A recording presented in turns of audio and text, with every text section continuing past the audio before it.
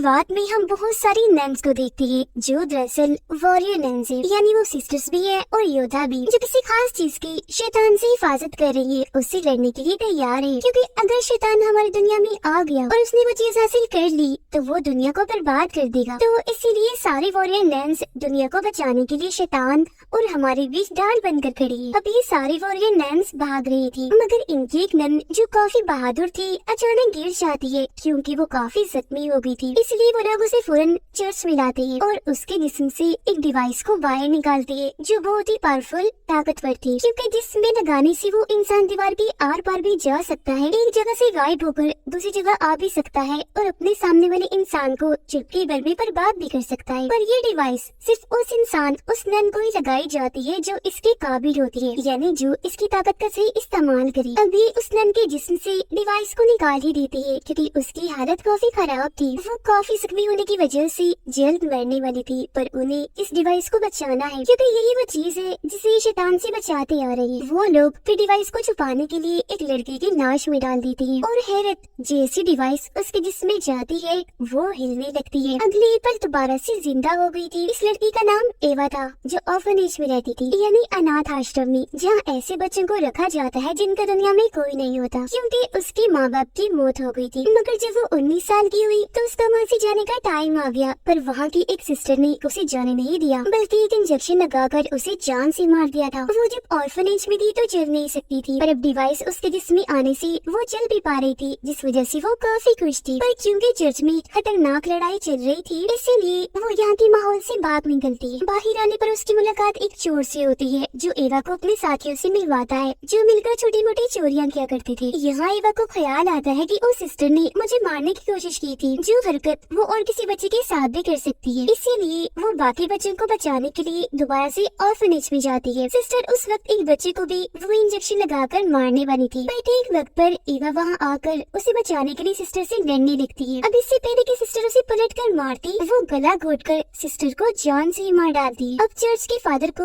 एवा के बारे में पता चल गया था, इसीलिए वो अपनी वॉरियर नन्स की आर्मी इन्हीं सभी सिस्टर्स को भेजती है एवा से वो डिवाइस वापस लेने के लिए। पर इन सिस्टर्स में से जो लिलिथ थी उसका इरादा ये था कि वो डिवाइस निकाल कर अब मुझे दे दी जाए क्योंकि मैं उसके काबिल हूँ। पर फादर कहते हैं कि नहीं, तुम्हें वो डिवाइस हम नहीं दे सकते, उसे हमें छुपाना है क्योंकि वो डिवाइस हमारे अलावा वो डीमन भी लेना चाहता है जो बहुत ही खतरनाक है और उससे लड़ना आसान नहीं है। फिर वो डीमन एवा के पास पहुँच जाता है उस डिवाइस को हासिल करने के लिए और उस पर हमला कर देता है। एवा से उस डिवाइस को लेकर वो सीधा हेल इन्हीं जहन्नम में जाएगा, उससे डीमन को ताकतें मिलेंगी और वो फिर कुछ भी कर सकेगा। इसके बाद हम एक बायोटेक इन टेक्नोलॉजी कंपनी को देखते हैं जिन्हें जमीन पर एक जगह एक काफी अनोखा मेटल मिलता है जो बहुत ही कम पाया जाता है, पर ये सिस्टर्स को भी और डीमन को भी दोनों को ही नुकसान पहुंचा सकता है। फिर वो लोग उसे अपनी कंपनी में लाकर उसकी मदद से एक पोर्टल, एक रास्ता बनाते हैं जिससे दूसरी दुनिया में वो जा सकती थी। ये रास्ता उन्होंने बना तो लिया था, पर अभी वो दूसरी दुनिया में नहीं जा सकती थी क्योंकि एनर्जी उनके पास अभी भी कम थी जो उन्हें उस डिवाइस से मिल सकती थी। तो ये भी अब उस डिवाइस को हासिल करना चाहती थी। अब हम इस कंपनी की हेड जो एक डॉक्टर थी उसे और उसके साथी को देखते हैं, जिन दोनों के लिए ही ये मैटर बहुत खास था, सबसे ज्यादा डॉक्टर के लिए, क्योंकि वो ये सब अपने बेटे के लिए कर रही थी क्योंकि उसके बेटे को एक खतरनाक खून की बीमारी है। ये बीमारी उसे इसलिए हुई क्योंकि वो ऐसे पैदा नहीं हुआ, बल्कि डॉक्टर ने उसे साइंस टेक्नोलॉजी की मदद से पैदा किया है और अब वो उसे ठीक करना चाहती है, जिसके लिए उसने दूसरी दुनिया का दरवाजा बनाया।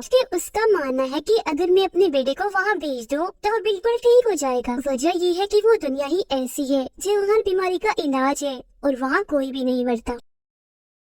ये सब कुछ वो अपने बेटे की मदद से ही कर पा रही थी। दूसरी दुनिया का दरवाजा भी उसने अपने बेटे की मदद से ही बनाया है क्योंकि उसके बेटे को एक एंजल फरिश्ता नजर आता है जो उसे इस सब के बारे में गाइड करता है, बताता है। उधर फादर और सिस्टर्स की आर्मी को एवा मिल भी जाती है जो भी होश थी क्योंकि उस पर डीमन ने हमला जो कर दिया था। वो उसे अपने साथ ले जाती है और जब उसे होश आती है तो फादर उसे इस डिवाइस की हिस्ट्री के बारे में बताते हैं कि काफी सालों पहले इस डिवाइस को हेवन यानी जन्नत से एक एंजल लेकर आया था जिसका नाम एड्रियल था ताकि उस डिवाइस की मदद से एक जख्मी वॉरियर को ठीक कर दे और सभी डीमंस का खात्मा करके इस दुनिया की हिफाजत कर सके। फादर कहती है कि मेरे हिसाब से उस डिवाइस ने तुम्हें चुना है, तुम उसके काबिल हो, इसलिए आज वो तुम्हारे पास है और अब मैं तुम्हें भी अपनी टीम में शामिल करना चाहता हूँ। जिस पर वो मान भी जाती है और फौरन ही उसकी ट्रेनिंग शुरू हो गई थी जो यहाँ की मदर उसे कर रही थी। यहाँ हमें ये भी पता चलता है कि जिस भी इंसान के पास ये डिवाइस होती है उसे ये पता चल जाता है कि डीमन हमारी दुनिया में आ रहा है और फिर उस मेटल की मदद से उसे मारा भी जा सकता है। पर एवा कुछ दिन यहाँ उनके साथ रहती तो है मगर यहाँ से जाने का फैसला करती है क्योंकि उसे यहाँ नहीं रहना बल्कि पूरी दुनिया घूमना है जो उसका सपना था। वो यहाँ से भागने के लिए अपने चोर साथी को बुला लेती है पर तब भी यहाँ सिस्टर लिलिथ आकर उसे रोक देती है। इससे पहले कि वो एवा के अंदर से डिवाइस को निकालती यहाँ शूटर नैन आ जाती है। यानी वो गन से शूट करने में माहिर थी मगर इस हड़बड़ी में वो डिवाइस ऑन हो जाती है, चल पड़ती है और ऐसा होते ही डीमन भी उसे हासिल करने के लिए आ जाता है। वो सबसे पहले सिस्टर लिलिथ पर हमला करता है और अब इससे पहले कि वो एवा को भी मारता वो सिस्टर की तलवार छीनकर डीमन की आर पार कर देती है जिससे वो जख्मी हो गया था और लिलिथ को अपने साथ लेकर यहाँ से गायब हो जाता है जिससे सबको ये लगता है कि लिलिथ की मौत हो गई होगी मगर वो मरी नहीं थी, अभी जिंदा थी। वापिस वो जैसी तैसी चर्च आ तो गई थी लेकिन अब उसके अंदर एक अलग ही तरह की ताकत आ गई थी जिससे वो खुद भी अनजान थी। साथ ही एवा भी सही सलामत वापिस आ गई थी जिसे सिस्टर एक खुफिया कमरे में लेकर जाती है जहाँ अलग अलग मेडल्स और एक डायरी थी जिसे सालों से वॉरियर नर्स लिखती आ रही थी। इस डायरी से एवा को पता चलता है कि उस एंजल यानी एड्रियन की मौत हो गई थी क्योंकि उसने अपने ये डिवाइस वॉरियर नर्स को दे दी थी। उसे दफनाने के बाद जो भी एड्रियन की कब्र के पास जाकर बैठता था उसकी हर तकलीफ हर बीमारी ठीक हो जाया करती थी जिसके बाद सभी वॉरियर्स ने ये फैसला किया कि वो एड्रियन की लाश को एक जगह पर छुपाकर आसपास मोटी दीवार बना देंगे ताकि उसकी शक्तियाँ और किसी को ना मिल सके। इसलिए हमने उसकी लाश को एक चर्च में कब्र बनाकर रख दिया ताकि उसकी शक्तियाँ वहाँ रहने वाले लोगों के काम आ सके। तो अब हमें एड्रियन के जिस्म का हिस्सा चाहिए, फिर चाहे वो हड्डियाँ ही क्यों ना हो, क्योंकि वो मिलने के बाद हम उन्हें खत्म कर देंगे और फिर डीमन भी यहाँ नहीं आ पाएगा क्योंकि हमारा मानना है कि उसकी शक्तियों की वजह से ही डीमन हमारी इस दुनिया में आ रहा है, वो भी एक पोर्टल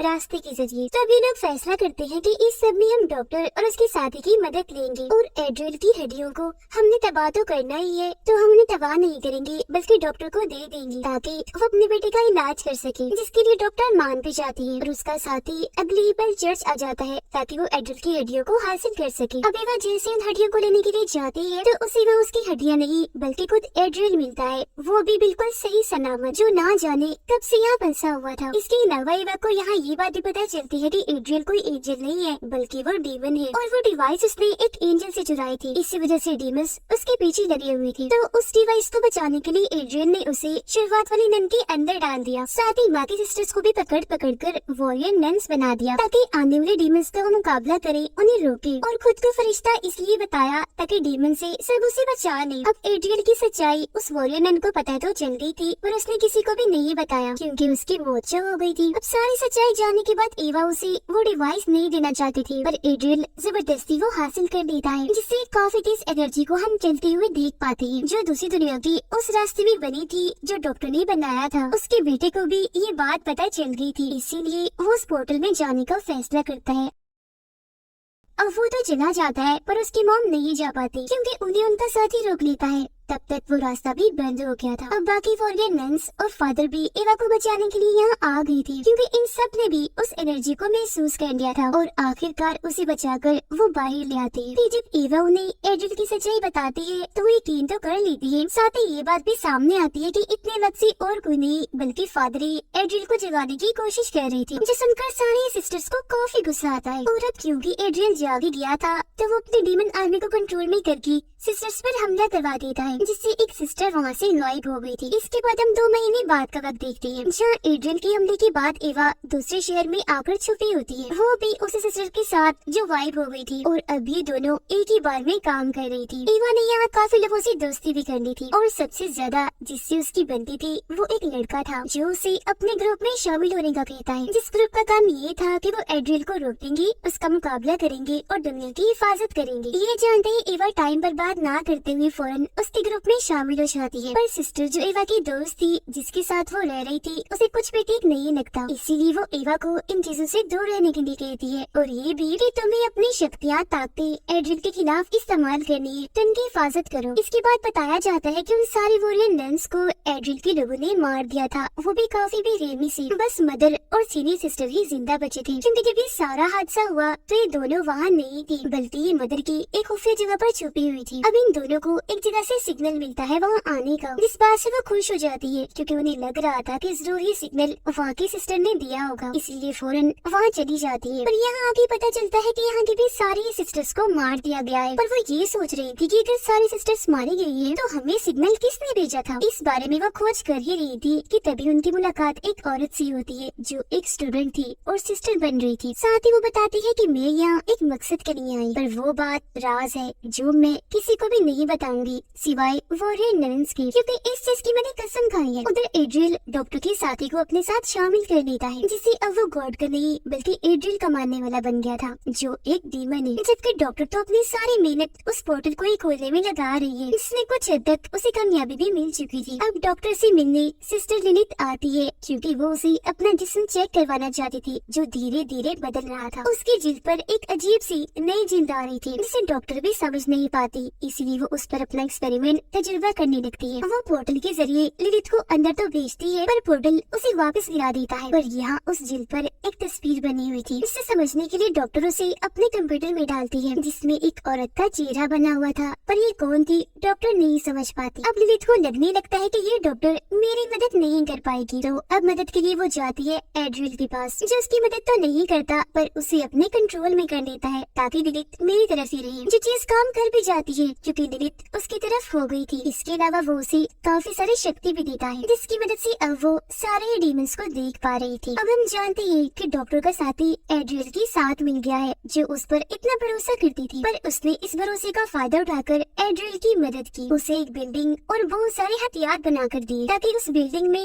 उन हथियारों की मदद से एड्रिल अपनी शक्तियाँ दिखा सके और उसे पसंद करके लोग उसके साथ ही मिलते जाएं, ताकि उसकी काफी बड़ी आर्मी बन जाए। और अगर किसी ने उसकी बात ना मानी तो वो उन्हें यहाँ सजा भी देगा। अब दूसरी तरफ शक्तियों को इस्तेमाल करके एवा भी ये कोशिश कर रही थी कि वो एड्रिल की किसी भी प्लान को कामयाब ना होने दे। यहाँ ये भी बताया जाता है कि एवा का वो दोस्त जो उससे बार में मिला था, वो और कोई नहीं बल्कि डॉक्टर का बेटा था, जो उसका बड़े वाला रूप था। फादर भी जाग गया है दोबारा, क्योंकि अब वो एड्रिल का ही मानने वाला था, लेकिन बहुत ही जल्द उन्हें अपनी गलती का एहसास हो भी जाता है कि वो कोई गॉड नहीं है बल्कि डीमन है, शैतान है, जो अपने मकसद के लिए कुछ भी कर सकता है। तो वापस उन लोगों के साथ ही शामिल हो जाते हैं। यहाँ एवा एक खास किस्म की चीज के जरिए दूसरी दुनिया में जाती है, ताकि वहाँ से एड्रिल की कोई बड़ी कमजोरी ला सके, जिसमें वो कामयाब भी हो जाती है। ये वहाँ पहुँचकर उस कमजोरी के जरिए एड्रिल को हरा देती है, काफी बुरी तरह से। उसका काफी बहादुरी से उन्होंने सामना किया था, पर इस लड़ाई में बहुत सारे लोग जख्मी हो गए थे और 2 लोग मारे भी गए थे, जिनमें एक सिस्टर थी और एक एवा का दोस्त डॉक्टर का बेटा था। उनके अलावा एड्रिल से लड़ते लड़ते एवा खुद भी काफी जख्मी हो गई थी, जो अपनी सिस्टर दोस्त की गोद में थी। वो मरने वाली थी। तब उसकी हालत देखकर लिलिथ कहती है कि हमें इसे दूसरी दुनिया में भेज देना चाहिए, वहाँ ये ठीक हो जाएगी। अब ये फैसला उसकी सिस्टर दोस्त के लिए था तो काफी मुश्किल, पर एवा को बचाने के लिए वो उसे दूसरी दुनिया में भेज देती है। अब ये लोग जंग जीत तो गए थे, पर अभी इन्हें एड्रिल का खात्मा भी करना था, जिस बारे में वो स्टूडेंट वो लड़की इन्हें सब बताती है कि एड्रिल का खात्मा कैसे किया जा सकता है। जो बात वो राज थी, जिस बारे में वो कह रही थी कि मैं सिर्फ इसे वॉरियर नन्स को ही बताऊंगी, जिसकी मैंने कसम खाई थी, और वो बात वो राज एड्रिल के खात्मे की थी असल में, जो अब वॉरियर नन्स के काम आने वाली थी, जिसमें वो बताती है कि उसे मारने के लिए हमें जीसस का ताज चाहिए, जिसे वे हासिल करने में वो कामयाब भी हो जाती है। पर बहुत जल्द एवा को पता चलता है कि एड्रिल को मारने का तरीका ये ताज नहीं है बल्कि कुछ और ही है। साथ ही उसका मकसद उस बायो कंपनी की मदद से दुनिया में एक ऐसी बीमारी फैलाना है, जिसे ठीक करने के लिए सबको उसकी तरफ आना ही पड़ता, क्योंकि उसके पास ही सिर्फ इस बीमारी का इलाज है। पर हकीकत तो ये थी कि वो कोई इलाज नहीं करता था, बल्कि डीमंस के जरिए उन सभी लोगों को डीमंस बना रहा था, अपनी एक काफी बड़ी आर्मी खड़ी करने के लिए। और इस चीज में उसे काफी हद तक कामयाबी मिल भी गई थी। उसने बहुत सारे लोगों को अपनी आर्मी में शामिल कर लिया था। सिर्फ इतना ही नहीं, बल्कि वो लोग जो दुआएं करती थी, उनकी एनर्जी को भी वो अपने मकसद के लिए इस्तेमाल करता था। इसके अलावा वो डॉक्टर की टेक्नोलॉजी से एक ऐसा पोर्टल खोलता है जो जल्दी बंद ना हो, क्योंकि वो इस दुनिया में बहुत सारे डीमंस को बुलाना चाह रहा था, ताकि उनकी मदद से वो पूरी दुनिया पर कब्जा कर सके। अब तभी वो उस पोर्टल के जरिए एक औरत को भी वहाँ से बाहर इस दुनिया में लाता है ताकि हमेशा उसे यहाँ कैद कर सके, क्योंकि ये औरत काफी बहादुर थी जो एड्रियल को हरा सकती थी और वो नहीं चाहता था कि उसे कोई रोके। ये औरत असल में दूसरी दुनिया की मास्टर थी। उसकी दुनिया में एड्रियल कब्जा करना चाहता था, पर जब वो वहाँ पर हार गया इसीलिए उसने इस मास्टर की डिवाइस चुरा ली, क्योंकि वो जानता था कि ये मास्टर मेरी सबसे ताकतवर दुश्मन है और मुझे इस डिवाइस की मदद से हरा देगी। उस दुनिया से हार जाने के बाद वो हमारी दुनिया में आया राज करने के लिए, पर यहाँ आते ही उसे काफी सालों के लिए कैद कर दिया। वहाँ से जब वो निकला फिर भी अपने मकसद में कामयाब नहीं हुआ, क्योंकि वॉरियर नंस ने उसके हर इरादे का खात्मा कर दिया। अब मैं आपको बता दूं कि ये जो औरत थी इन्हीं मास्टर ये हेवन की थी, जो बहुत ही ताकतवर है, क्योंकि इसमें एंजल जैसी शक्तियाँ पाई जाती है। और डॉक्टर के बेटे को जो गाइड करती थी, जो उसे नजर आई थी, वो भी ये औरत ये मास्टर ही थी। और स्क्रीन पर जिस औरत की तस्वीर डॉक्टर को नजर आई थी जो वो ललित पर एक्सपेरिमेंट कर रही थी, तो वो भी यही थी। और इन्होंने ही एवा को गाइड किया था कि एड्रियल का खात्मा कैसे करना है। एवा के साथ साथ उन्होंने डॉक्टर के बेटे को भी ट्रेन किया। अब ये मिशन उन दोनों के लिए काफी मुश्किल था क्योंकि इनकी जान भी जा सकती थी, पर फिर भी ये दोनों पीछे नहीं हटे और इन्होंने मास्टर का साथ दिया ताकि दुनिया को बचाया जा सके, जिसमें सबसे बड़ा हाथ डॉक्टर के बेटे का था, क्योंकि जैसा कि हम जानते हैं उसे खून की बीमारी थी और उसके खून में उस मेटल की ताकत थी जिससे डीमन और एड्रियल का खात्मा किया जा सकता था। और जब ये लोग एड्रियल को मारने के लिए जा ही रही थी कि वहाँ उसने लिलित को अपने कब्जे में करके डॉक्टर के बेटे को मरवा दिया, जिससे इवा एकदम काफी टूट गई क्योंकि वो उसका दोस्त था। तभी यहाँ वो डीमन भी आ गया जो आते ही सबसे पहले एड्रियल को मारता है। और अब वो इवा को जैसे मारने के लिए आगे बढ़ता है तो मास्टर उसे और बाकी डीमंस को रोककर पोर्टल के जरिए वापस भेज देती है और खुद भी यहाँ से चली जाती है। एड्रियल के खात्मे के साथ ही उनकी जंग खत्म हो गई थी। इसके बाद हम चर्च का सीन देखते हैं जहाँ पर शायद एवा वापस आ गई थी क्योंकि उसकी मेटल की तलवार चमक रही थी। तभी इसी बात के साथ ये दोनों पहला और दूसरा सीजन इधर ही खत्म हो जाता है।